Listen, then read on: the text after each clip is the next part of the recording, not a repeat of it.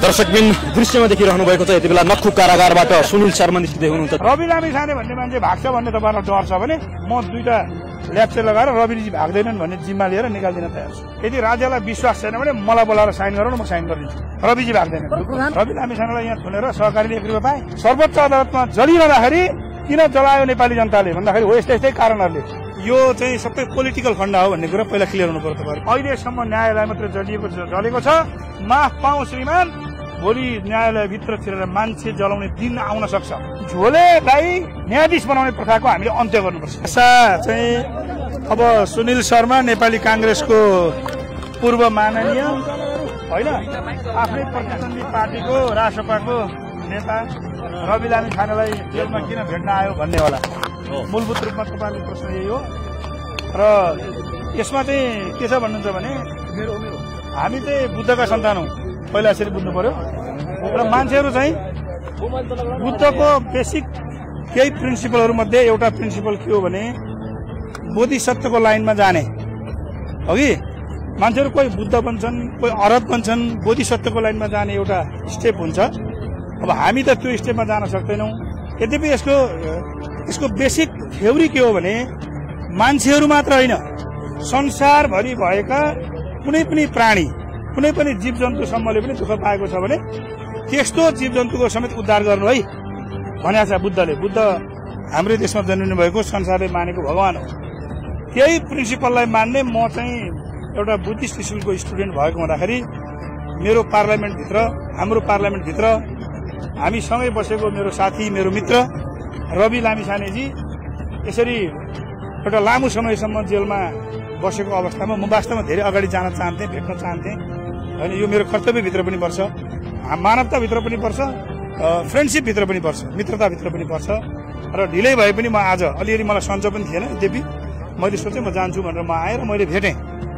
र यो भेट्ने क्रम सँगसँगै म तपाईँहरूलाई 1-2 आफ्ना कुराहरू पनि राख्न चाहन्छु। तपाईँहरू सबैले, आम नागरिकले पनि एउटा बुझ्नुपर्ने कुरा के छ भने यो चाहिँ सबै पोलिटिकल फन्डा हो भन्ने कुरा पहिला क्लियर हुनु पर्यो तपाईँहरू। किन हो भनेदेखि भन्नुहुन्छ भने नेपालमा 15 वटा संसदीय छानबिन समितिहरू बनेछन् अहिलेसम्म हो कि। मैले थाहा पाएको रेकर्ड अनुसार, बढी पनि हुन सक्छ, हेर्नु होला। मैले थाहा पाएको रेकर्ड अनुसार 15 वटा छानबिन समितिहरू बने, संसदीय सुनवाई समितिहरू बने।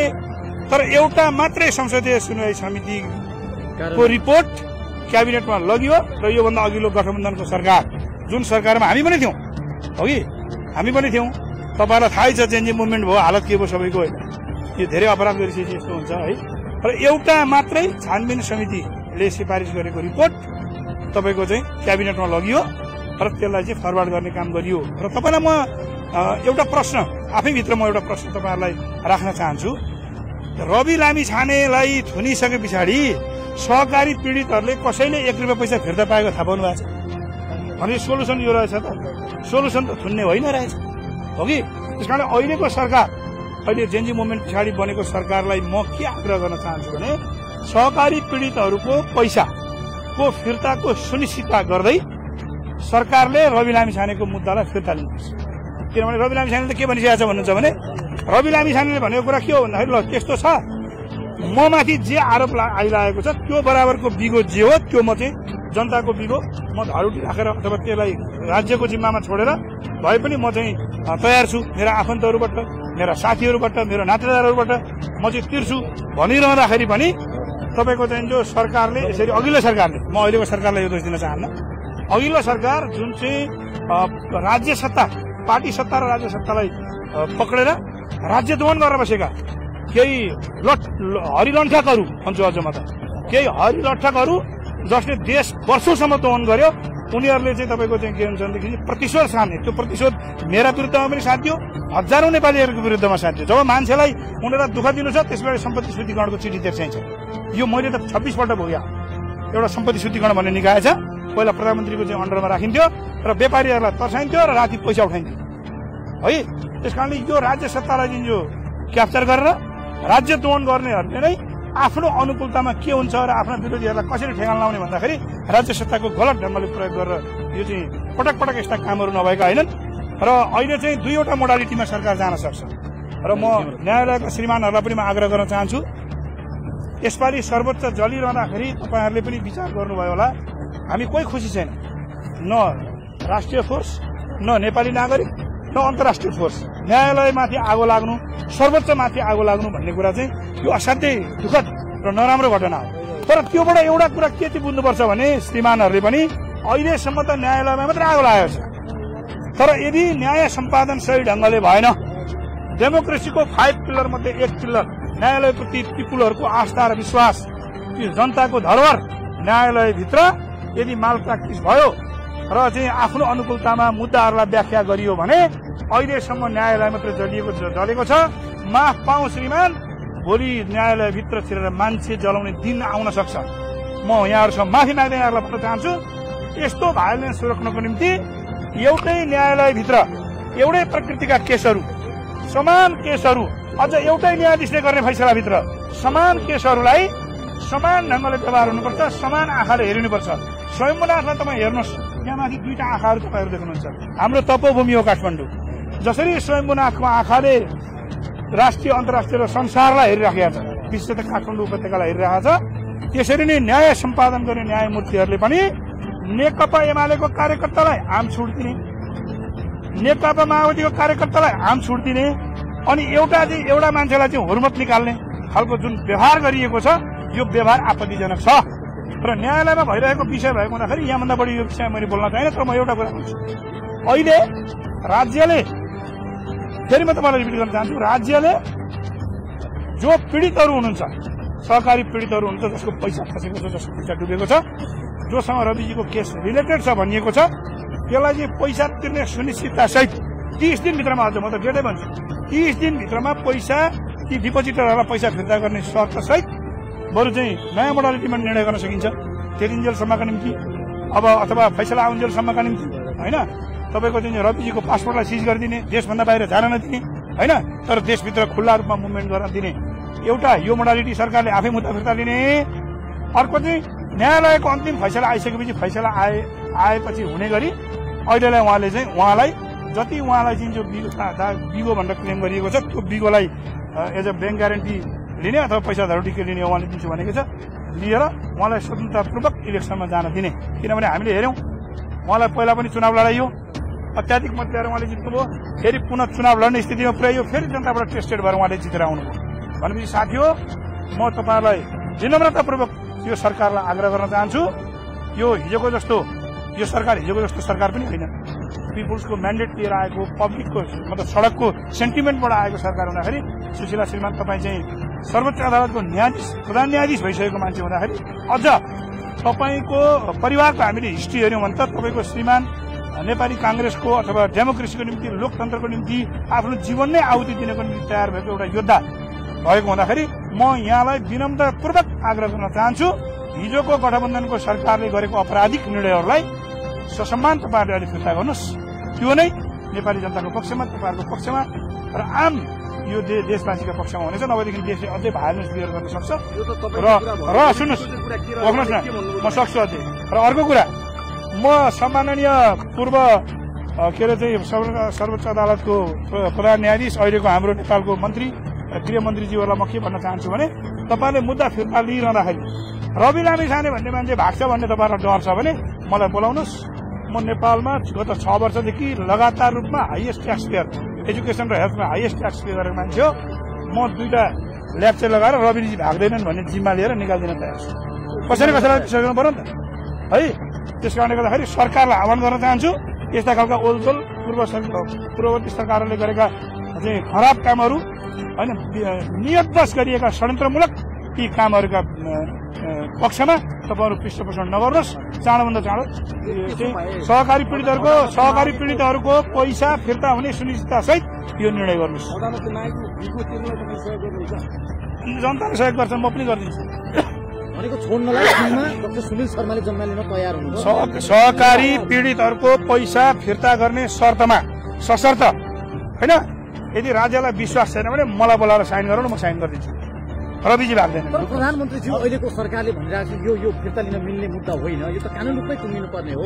प्रधान न्यायाधीश भइसकेका व्यक्ति अहिले त कानूनकै सबै मन्त्रीहरू पनि कानून बुझेकै मन्त्री हुनुहुन्छ, उहाँले भन्नु भएको छ होइन। सुन्नुहोस् न, फेरि म तपाईँ सोध्छु, रवि लामिछानेलाई यहाँ थुनेर सहकारीले 1 रुपियाँ पाए फिर्ता पाएन नि, कि त फिर्ता गराउनु पर्यो? खोइ त फिर्ता गराएको छैन नि त। भनेपछि सहकारी पीडितको पैसा फिर्ताको सुनिश्चितता 30 दिनभित्र गर्ने गरी यसको सोलुसन खोज्नुपर्छ। तपाईहरुकै गठबन्धनको सरकारले फिर्ता गर्यो। हाम्रो गठबन्धनमा सुन्नुहोस् न, हाम्रो गठबन्धनमा मै थोना परे हो, हाम्रो गठबन्धनमा त मै थोना परे हो। देखिहाल्नु भयो हालत के हो। उहाँले के भन्नुभयो भने सुन्नुहोस्, उहाँले के भने मलाई सन्देश उहाँले केही पठाउनु भएन, तर उहाँले भनेकोबाट मलाई इन्ट्रेस्टिङ एउटा मिठो चाहिँ के लाग्यो भने सुनिलजी हाम्रो संविधानमा प्रब्लम रहेछ, त्यस कारणले म यहाँ नयाँ संविधान कस्तो बनाउने भनेर लेखिरहेको छु भनेर भन्नुभयो। मलाई बडा खुसी लाग्यो। मैले पनि भने तपाईँले नयाँ लेख्दै गरेको संविधानमा म पनि 2टा हरफ थपौँला भनेर भने। के हुन सक्छ अब त्यो त आउँछ नि त पछि। अब डाक्टर साहब अन्तिम प्रश्न, अब तपाईँ नेपाली कङ्ग्रेसको नेता, नेपाली कङ्ग्रेस भने पछाडि आम कार्यकर्ता पनि रवि लामिछानेलाई सहकारी ठग्ने हो भनेर चित्रण गर्छ। त्यो नेपाली कङ्ग्रेसभित्रको सेन्टिमेन्ट। अधिवेशन पनि आउँदैछ, तपाईँले रवि लामिछानेलाई भेटेर रवि लामिछानेको प्रवक्ता जसरी अगाडि आएर प्रस्तुत हुँदा तपाईँलाई कङ्ग्रेसको नेता मान्छन्? तपाईँ त कङ्ग्रेसको भविष्य बोकेको नेता हो नि, आफ्नो भविष्य खरानी बनाउनु भयो नि तपाईँले। लोकतन्त्रमा विश्वास गर्ने, डेमोक्रेसीमा विश्वास गर्ने मान्छेले समाजमा हुने अन्याय, समाजमा हुने हैन अन्यायपूर्ण गतिविधिहरूका विरुद्धमा खुलेर हामीले बोल्नुपर्छ हो कि। र यो एउटा खालको षड्यन्त्र पनि हो र आजकै मितिमा रवि लामिछाने दोषी हो या होइन भन्ने यो विषय पनि होइन, किनभने अदालतमा विचाराधीन मुद्दा हो र त्यो विचाराधीन मुद्दाको अन्तिम फैसला आउन बाँकी छ। त्यसले भन्ला न्यायिक निरूपण होइन। म फेरि भन्दैछु तपाईँलाई, यो म फेरि पनि भन्दैछु तपाईँलाई, रवि लामिछानेलाई होइन देशभित्रको मुभमेन्ट गर्न दिने गरी, विदेश जान नपाउने गरी अथवा अन्य मोडालिटीमा नयाँ नयाँ मोडलहरू निकाल्न सकिन्छ। त्यो मोडालिटीमा तर त्योभन्दा प्रधान कुरा चाहिँ के हो भने सहकारी पीडितहरूको पैसा 1 महिनाभित्रमा फिर्ता गर्ने गरी त्यसको सुनिश्चितता सहित तपाईँको चाहिँ छोड्नुपर्छ। यसको सङ्केत तपाईँ रासुपाबाट कहीँबाट निर्वाचनमा उठ्दै हो उम्मेदवार? अब नेपाली काङ्ग्रेसबाट 23,000 फरकमा जितेको मान्छे, मलाई त्योभन्दा बढी फरकै चाहिएको छैन। जनताले त्यसै मलाई अर्को ताल उठ्दा 30,000 डिफरेन्समा जिताइदिनुहुन्छ। सहकारी ठग भन्छ अब तपाईँ होइन सुन्नुहोस् प्रष्ट कुरा छ, म तपाईँलाई फेरि बताइदिन्छु। म एउटा प्रति प्रश्न सोध्न चाहन्छु। राजनीतिक दलहरूमा भएका नेताहरू जो हुन्छ नि केही सबै होइन, फेरि हामीले सडकमा हिँड्दाखेरि यसो गर्नुपर्ने स्थिति छ आज है।